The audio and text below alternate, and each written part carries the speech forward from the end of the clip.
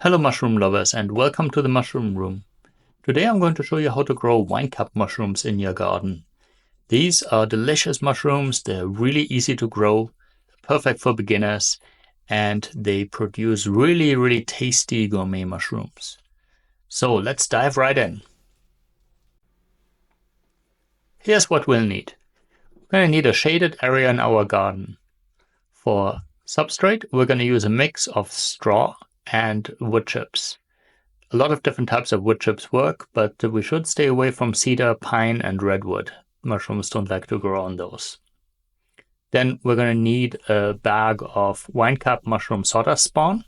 You can either buy a pre-made bag or we can make our own. And we're going to need a barrel or large plastic tote for hydrating the straw.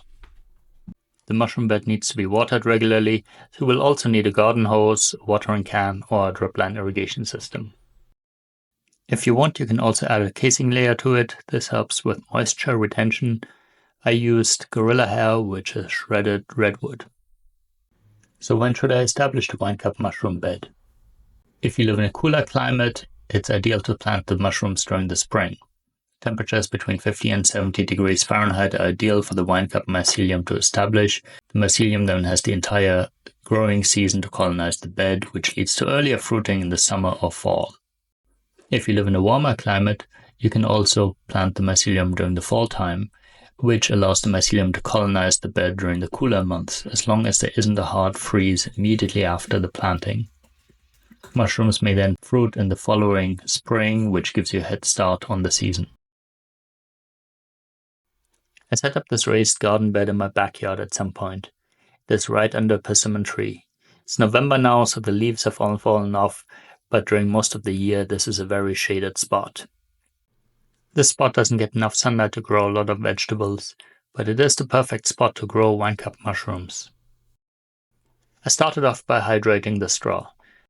If you have access to pre-chopped straw or are able to chop the straw yourself before hydrating, even better, but it's not strictly necessary. I put it into a big container, filled it up with water, and then I waited around 2 days for the straw to fully hydrate. Now we're ready to establish the garden bed. We start by breaking up the mycelium a little bit, and then we're going to work in layers to spread our substrate. We're going to start with a layer of wood chips,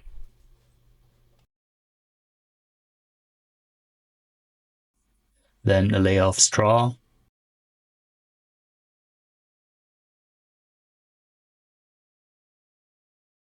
and then sprinkle some mycelium over it.